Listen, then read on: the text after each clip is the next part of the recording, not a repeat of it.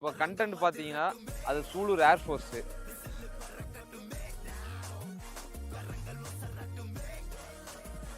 கோயம்புத்தூர் சிட்டிக்குள்ள மட்டும் கிடையாதுங்க, வெளியே ஏகப்பட்ட ஏரியாஸ் வந்து பயங்கர டெவலப் ஆயிட்டு இருக்குதுங்க. ஸோ அந்த மாதிரி ஏரியா தான் இங்க நம்ம வந்திருக்கோங்க. இங்க இருந்து சூலூர் ஏர்ஃபோர்ஸ் பக்கத்திலே வந்து பார்த்தீங்கன்னா அப்பனாக்கிம்பட்டியில பார்த்தீங்கன்னா நம்ம வந்து ஒரு ஃபென்சிங் பண்ணி கொடுத்துருக்கோங்க. கிட்டத்தட்ட ஒரு 460 அடி ஏரியாங்க. ஸோ இதை வந்து ரொம்ப வருஷமா ஃபென்சிங் போடாம வச்சிருந்தாங்க. இதை வந்து ஒரு பட்ஜெட்டுக்குள்ள ஃபென்சிங் பண்ணணுக்காக நம்ம மாருதி வெட்டிலையும் சஜஸ்ட் பண்ணது வந்து கிருஷ்ணகிரி கல்லு போட்டு பார்புட் ஒயர் ஃபென்சிங்.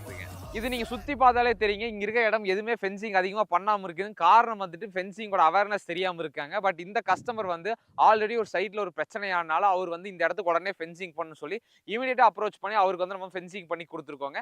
ஸோ அதோட ஃபென்சிங் தான் இன்னைக்கு நான் உங்களுக்கு காட்டுறேங்க. இந்த இடம் பாத்தீங்கன்னா நல்ல பக்காவான செம்மண்ணுங்க. ஆனாலும் நம்ம கஸ்டமரோட ரெக்கமெண்ட் பண்ணி 2 அடி குழி எடுத்து கம்பல்சரி போடுன்னு சொல்லி 2 அடிக்கு போட்டுங்க.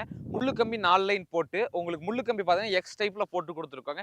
இது வந்து ரொம்ப எக்கனாமிக்கலா பண்ணணுங்க. இந்த ஆப்ஷன் வந்து நம்ம கஸ்டமருக்கு பண்ணி கொடுத்துருக்கோங்க. இந்த கஸ்டமருக்கு பாத்தீங்கன்னா பட்ஜெட்டுக்குள்ளே பண்ணாலும் நம்ம பிராண்டடான சுப்ரீம் மெட்டீரியல் 100 GSM யூஸ் பண்ணி ப்ராப்பர் முள்ளு கம்பி ஃபென்சிங் வந்து நம்ம பண்ணி கொடுத்துருக்கோங்க. இதோட கல் இடைவெளிங்கிறது பாத்தீங்கன்னா 10 அடி ஸ்பேசிங் ஒரு கல்லு கொடுத்துருக்கோங்க. ஸோ அதனால வந்து 2 கிராஸ் போட்டு 4 லைன் முள்ளு கம்பி பண்ணி கொடுத்துருக்கோங்க.